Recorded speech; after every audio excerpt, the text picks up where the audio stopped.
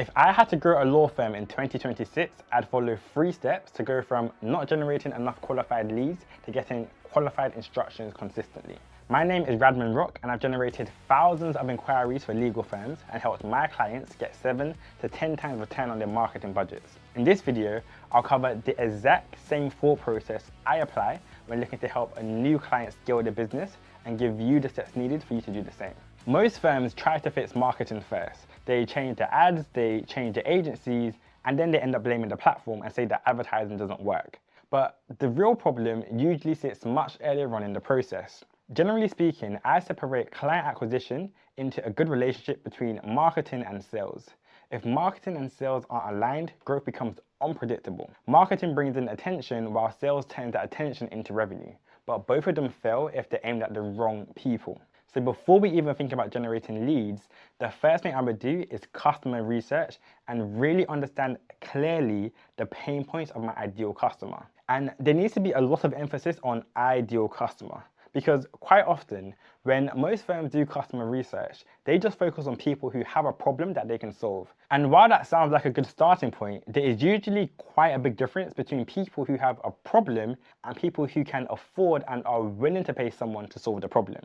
This means in our customer research, we need to be able to clearly identify what pain points are specific to our ideal customer, one who's willing to pay for our service, and what pain points are specific to an unqualified prospect, one who has the problem but would not be willing or cannot afford our service. This is what informs your marketing and is the difference between unqualified and qualified leads. To give an example, we were working with a firm who was looking to help businesses with immigration services, so getting sponsorship licenses and COS, that kind of stuff. Now, to keep it really simple, let's say that only businesses earning over $250K a year can qualify for a sponsor license. But both businesses over 250K and below 250K have the same pain point or the desire of wanting a sponsor license. But those that are under 250K are much more likely to waste our clients' time, really hassle them on price, and they may not even qualify for the license. Whereas those above 250K that do have that same pain point of wanting a sponsor license don't have that problem. This means that in our advertising, we can't just focus on the initial generic pain point that people are facing of wanting a sponsor license.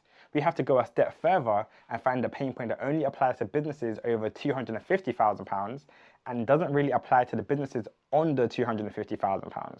And that's how we can attract qualified leads for that client. This is where if you've ever hired a marketing agency or a professional to help you with lead generation in the past, it probably didn't work because most of the messaging they used spoke to everyone, not your ideal customer. Once we have the foundation of clearly understanding our ideal customer's pain points, the next step is getting in front of them with a message that triggers those pain points and gets them to essentially raise their hand and say, I need your help with my problem. Now, where most firms struggle is they rely solely on word of mouth referrals, which is very inconsistent and you can never really predict growth. What I would do is focus on paid advertising, where I'm paying advertising platforms to get in front of people who I think would be a good fit for the firm's service. To make this work, I need to find out where does my ideal customer spend time. And thankfully, there's not a huge amount of options. They're either searching via a search engine like Google, Bing, or nowadays ChatGPT, or they are scrolling on a social media platform like Facebook, Instagram, Reddit, LinkedIn. Now, at the time of recording this, based on how much money these platforms put into training their algorithms, the 2 best platforms that we've seen are Meta and Google.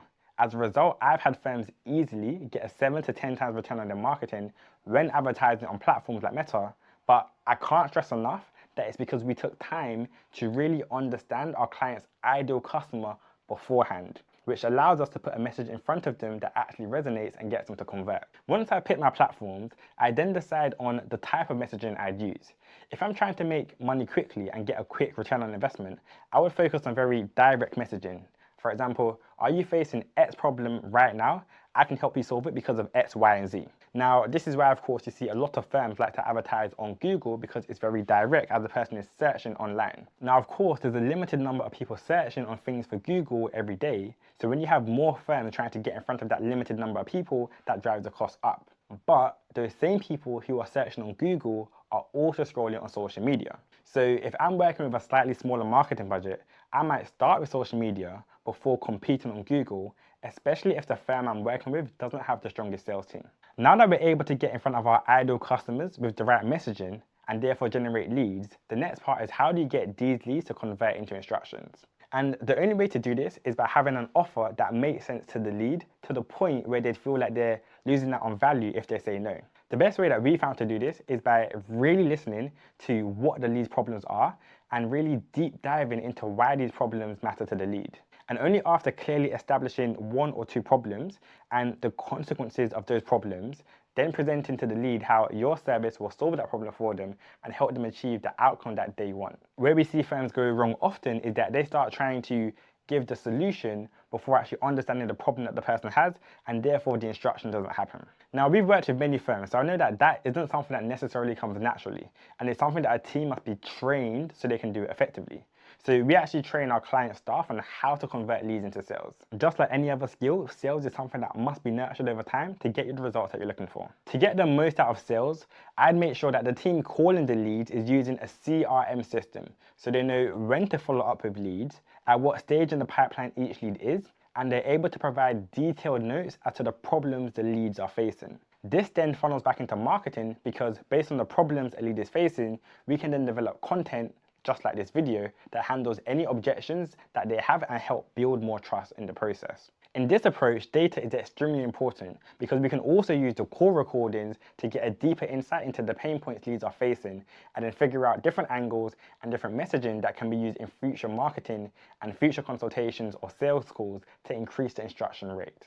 This is what I would do to build a functioning marketing and sales system to get law firms more instructions based on the thousands of inquiries we've generated for our own clients. If you want more information specifically on how we improve lead quality to get these instructions when it comes to marketing, you can watch this video here. Alternatively, if you'd like to have a chat with our team, we break down the marketing strategies that would work for your firm, you can click a link in the description below.